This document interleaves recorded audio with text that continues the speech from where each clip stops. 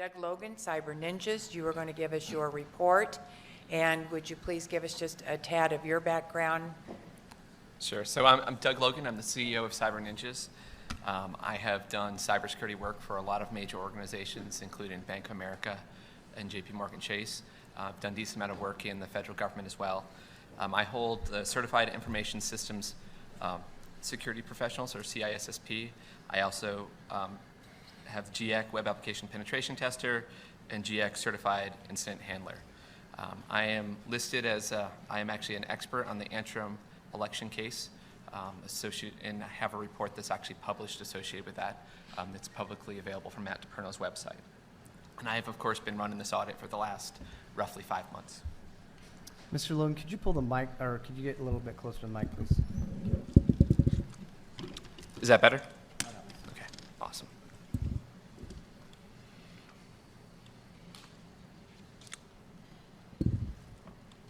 It's not clicking.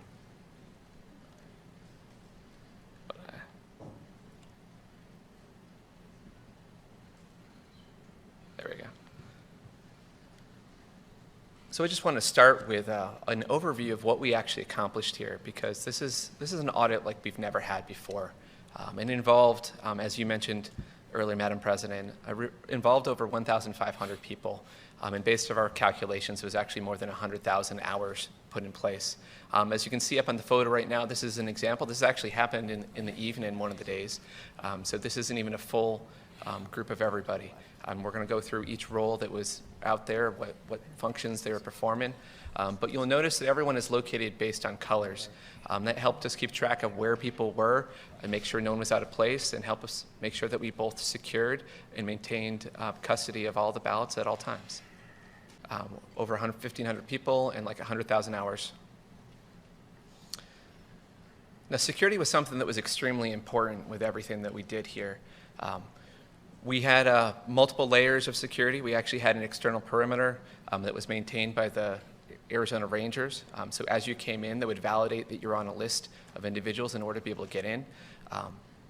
We also had an interior checks, so that as you walked through the door, you came up to a desk where you were both checked for COVID, and validated to be on the list, made sure you had a badge, and all those things to make sure that you were someone that was supposed to be there to even be in the building.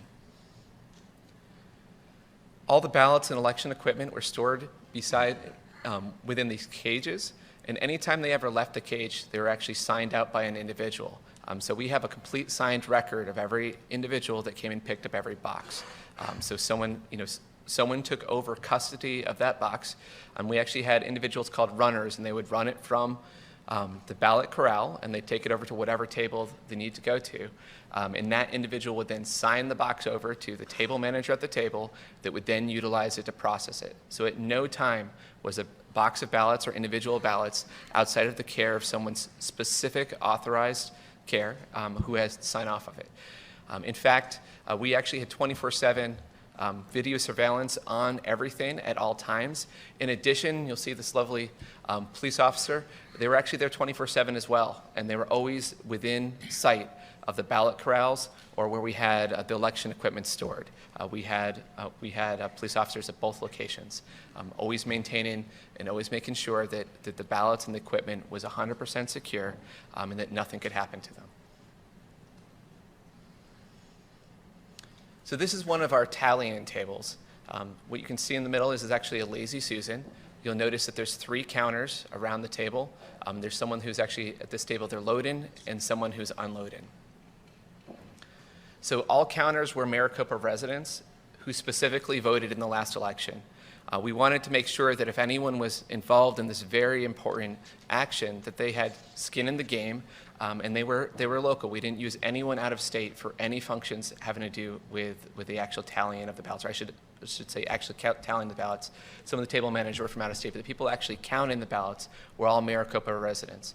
There were other functions where we had volunteers from other states, though as much as possible we tried to keep everybody local in Maricopa County. We think it's very important for our local community to take ownership for their election process, and we wanted to facilitate that as much as possible. All these individuals were background checked, and validated. We had one individual that had slipped through the process because he'd been on the ballot versus specifically that does not something shows up in standard background checks. So we started doing additional checks, comparing everything on things to make sure that never happened again. It was very important to us to make sure that we always had things that were going to make sure that were beyond reproach. Transparency in everything we did was very, very important. Now, all three counters were blind. That means they were not allowed to talk to each other. As that ballot went around and was in front of them, they would tally on a sheet of paper, and they put a little mark based on whether, for both the presidential and the Senate race, they put a mark to see whatever it was. Roughly every 50 ballots, they would compare the numbers with each other. Actually, the table manager would take them and compare them, and if 2 out of 3 of them agreed, and the third person was no more than 1 count off for the race, they would proceed and they would move on. If there was any more discrepancies beyond that, they actually had to stop. They had to find the ballots in question, that they're in question, they had to recount them. So there was absolutely no way to have speed here without having accuracy. And we found that when we had a brand new table, it was relatively slow. But as soon as they've been doing it for about 2 shifts or so, their speed greatly increased, and it was amazing at how quickly they could count ballots.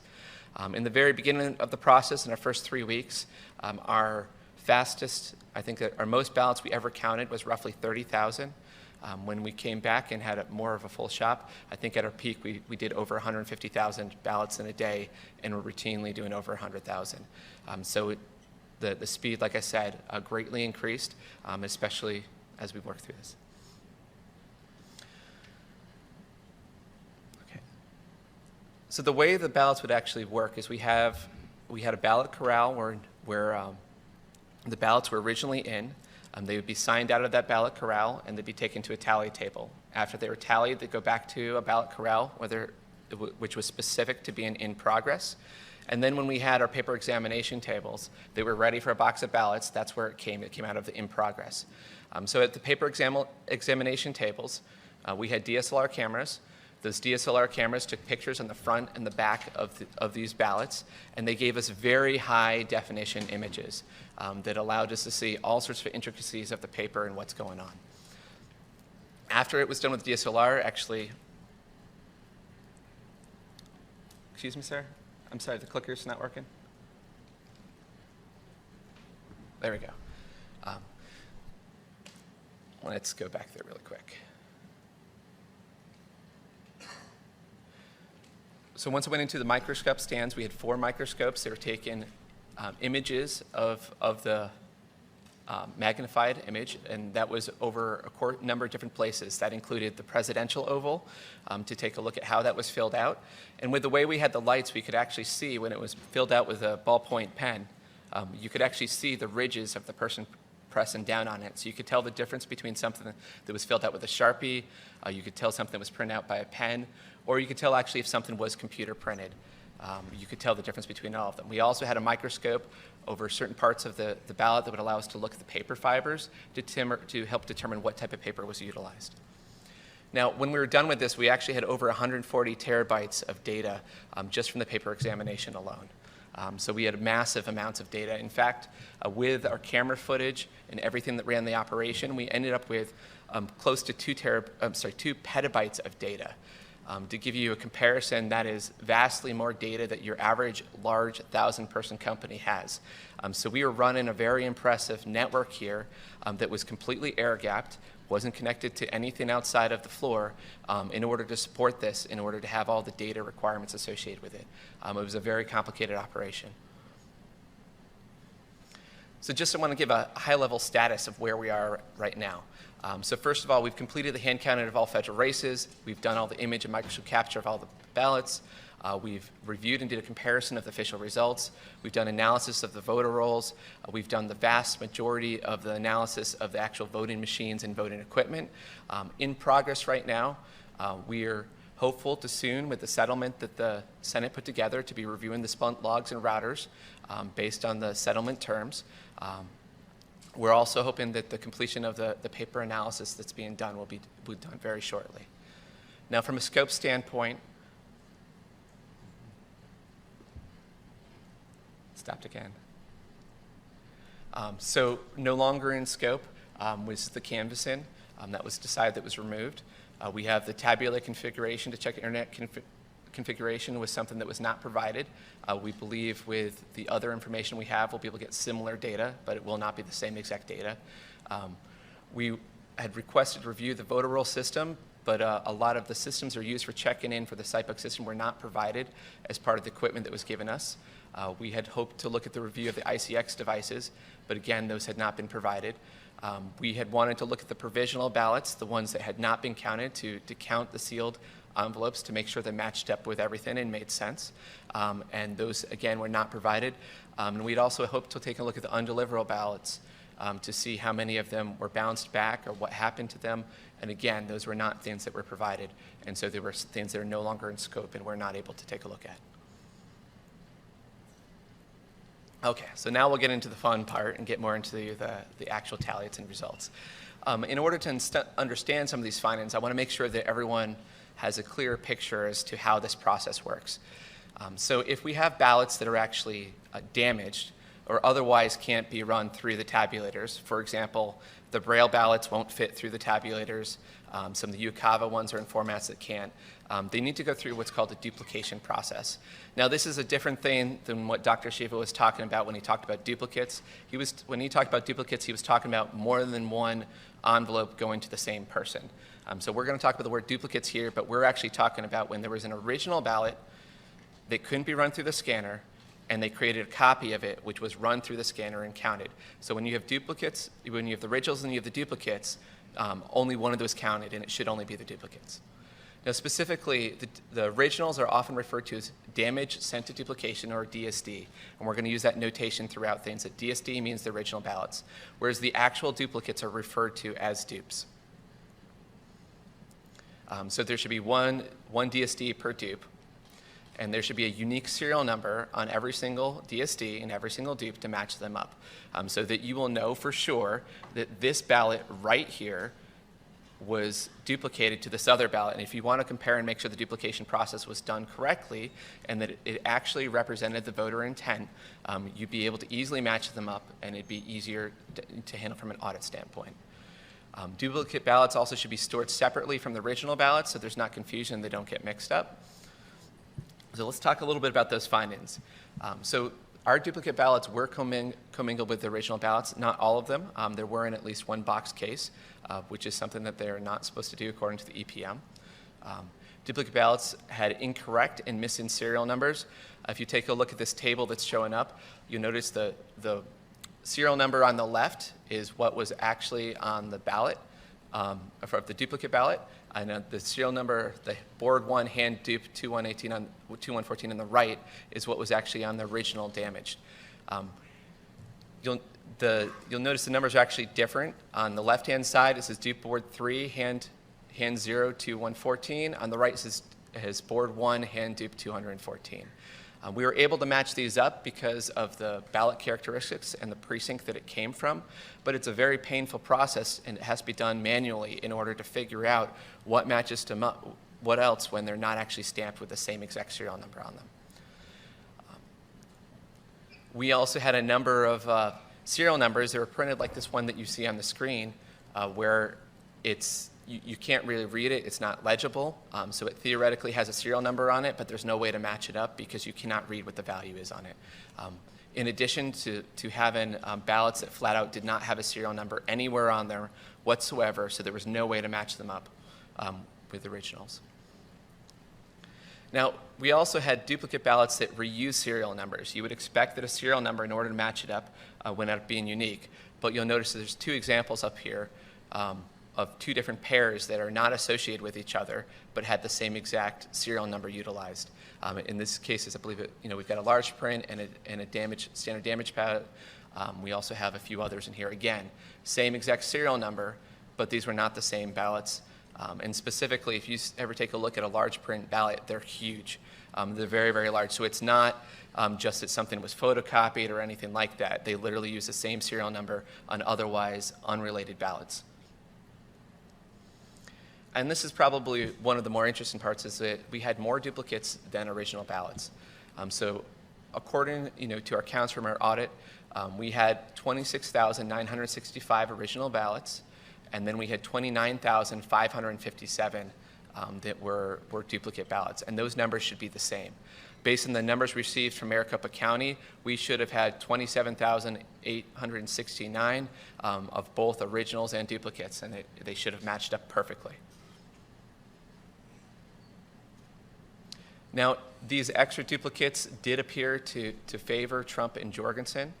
If you take a look at the original ballots, we've got Trump has 995,404, and if you take a look at the duplicates, there's some number of more of them. So if you take a look at the percentage all the way over to the right, the expected percentage per candidate, and that's based on if we take the originals and assume the duplicates should be at the same exact percentage.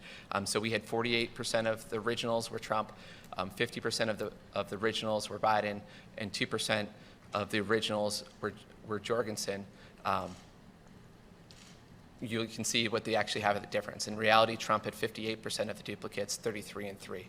So both Trump and Jorgensen gained slightly with the duplicate process. Same thing when we take a look at the Senate race. It favors slightly to McSally, not necessarily as much as it does in the other case. Both of these percentages are within the realm of error, of just human error, of making mistakes. So if we take a look at our final tally results, and we look at the Senate race, it does look like Kelly still shows up as ahead. And we actually run into that we have 541 less for McSally and 60 less for Kelly in the ballot totals. If we take a look at the presidential race, Trump actually loses 261 votes from the official votes. Biden gains 99, and Jorgensen loses 204 votes. And again, these are all very small numbers when we're talking about 2.1 million ballots. These are very small discrepancies. So we can say that the ballots that were provided to us to count in the Coliseum very accurately correlate with the official canvass numbers that came through.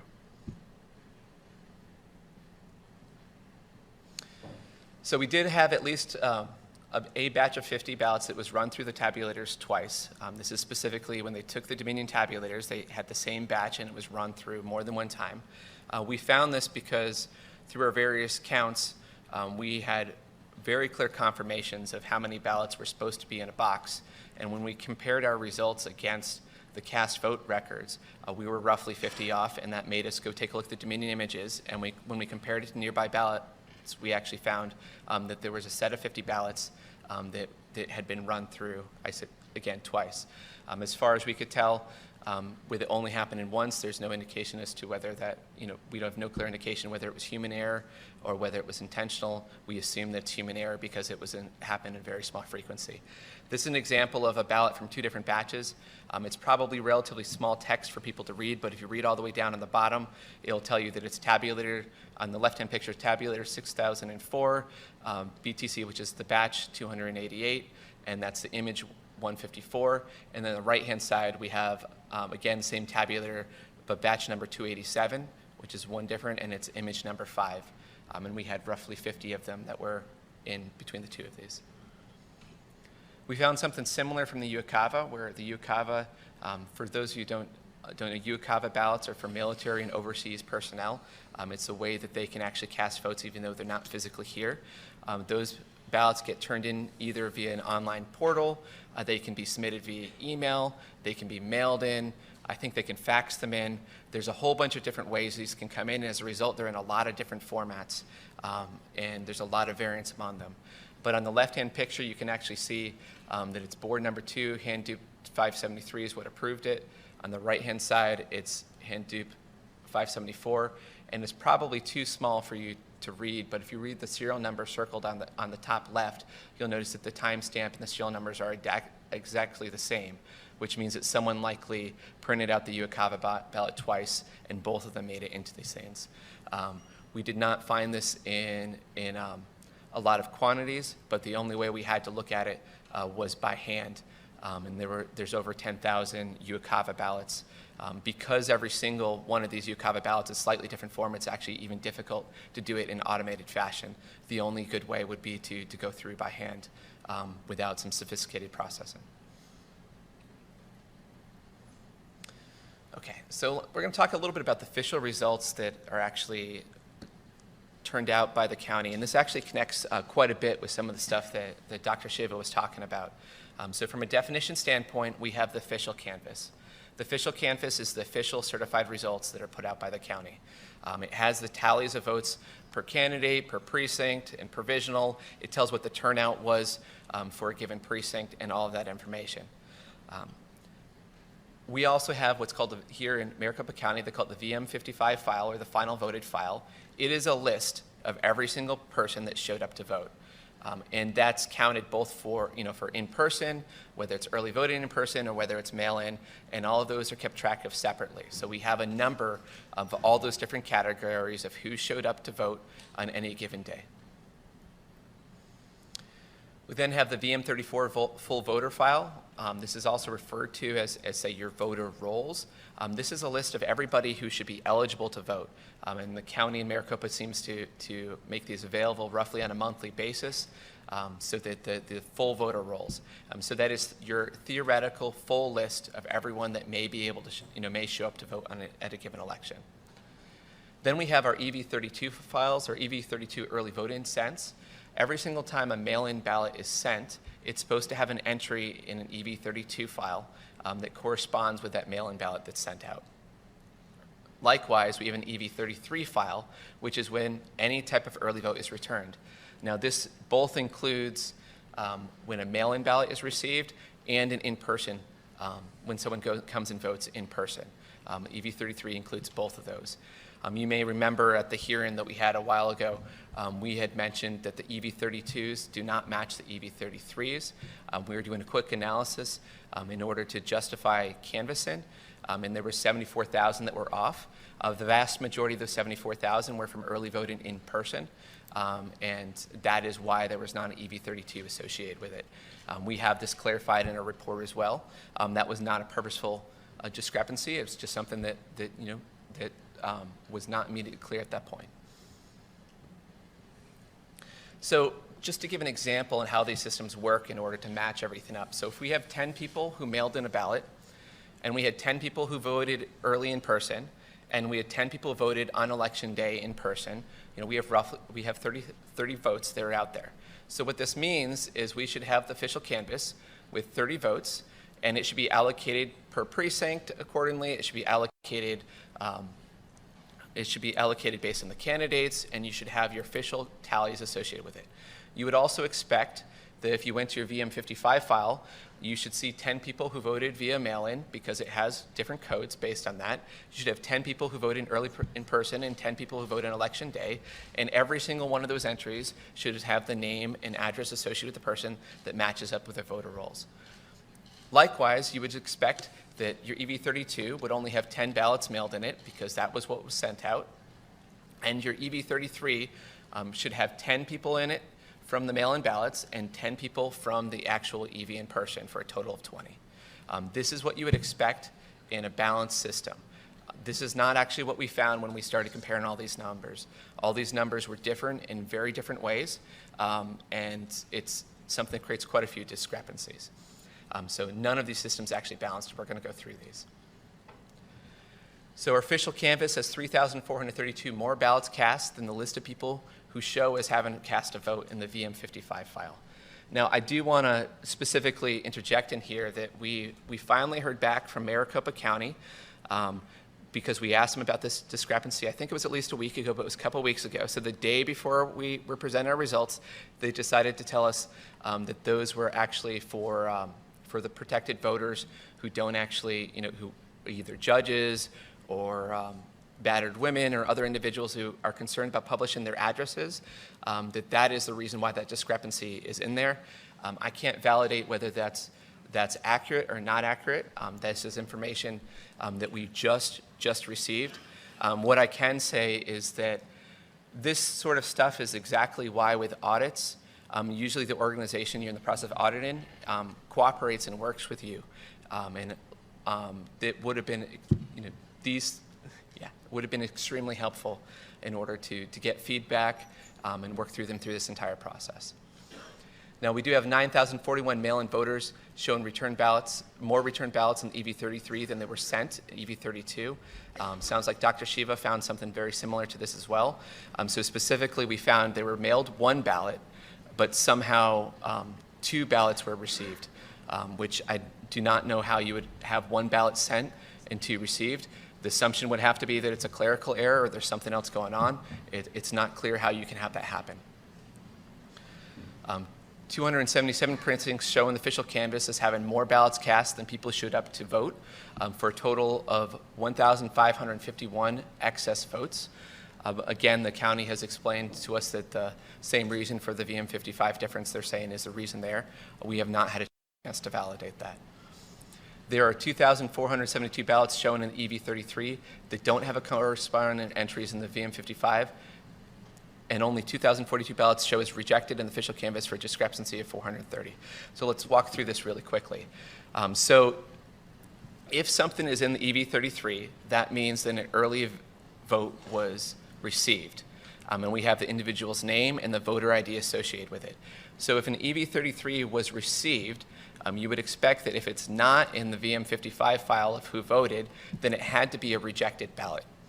Just makes logical sense. It has to be a rejected ballot. But there's 2,472 that show in the EV33, but there's only 2,042 ballots that show as rejected. So there's a discrepancy of 430. Again, just another place where these show that they don't seem to match up. We also have 397 mail-in ballots show as received that were never shown as sent. So we know that they are in the VM55, they're mail-in ballots, and they were received without somehow ever being sent a ballot. Now, we also have 255,326 early votes shown in the VM55 that do not have a corresponding entry in the EV33. And just to be clear, this is not, when you were looking at EV33 entries, EV33 entries are supposed to happen when a ballot is received, but it's not, the actual tracking of the ballots are under the actual official canvass or the VM55. So we had, in the VM55, individuals who voted, we had entries for early voting that were in there, where in 255,000 cases of those, they were not actually included in the EV33 file. In reality, all these systems, to be audible and to be verifiable, all these systems should be able to be in agreement with each other. And even if we have protected voters, there should be some way to know the number of protected voters who voted in order to match it all up so that you have a system that balances. Okay. Voters who moved. So we took a look at the entire list of individuals who voted. And specifically, that was from the VM55 final voted file.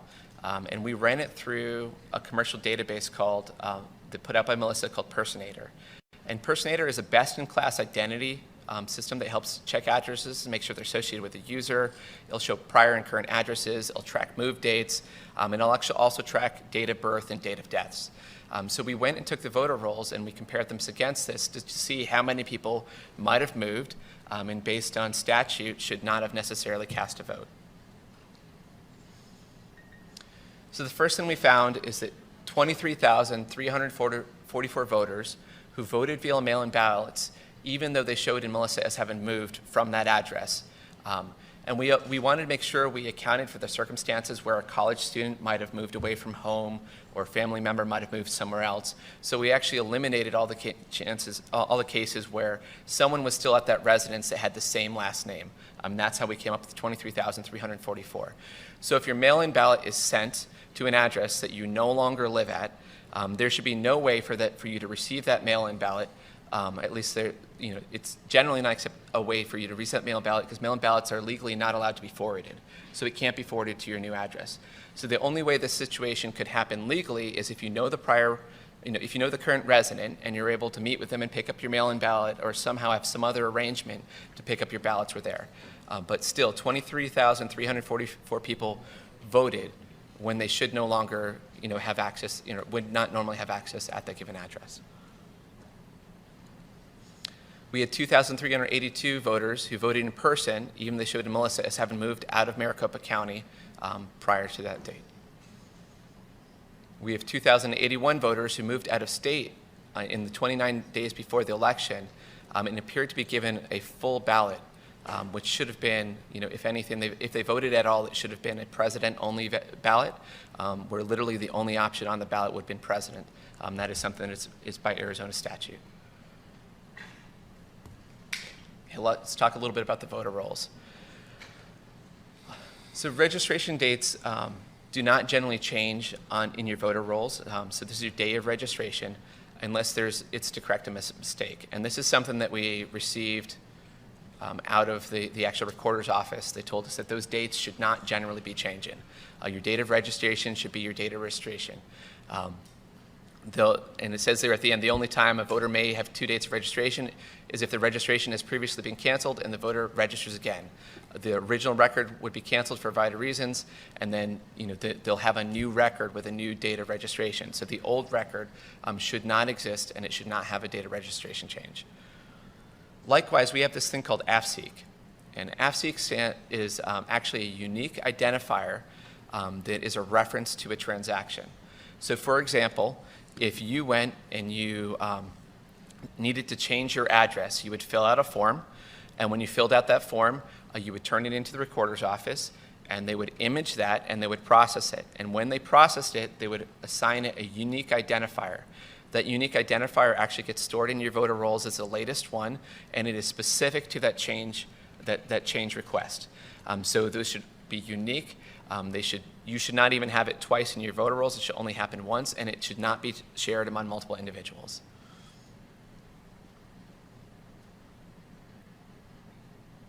And this is something, again, we confirmed with the recorder's office. Now, we also have a statute that says complete names should be used, and I'll get into our findings that we have here in a second. So we had as many as 5,047 individuals who voted in more than one county for up to 5,295 additional votes if these are duplicates. Now, I will tell you that these individuals had the same name, first, middle, and last name, and the same exact birth year, because that's what's in the voter rolls. But if you have an extremely common last name, which can happen, some of these may in fact just be individuals with the same exact name and same exact birth year. We have no way to validate that 100%. We had 393 voters with incomplete names that voted in the election. This included individuals with last name only. Last name is just an initial. There's no last name, or first name is just an initial. And again, there are some individuals who in some cases this could happen, but this is not a frequent thing that you typically see. We also had 198 individuals who registered after the October 15th cutoff and yet still voted in the election.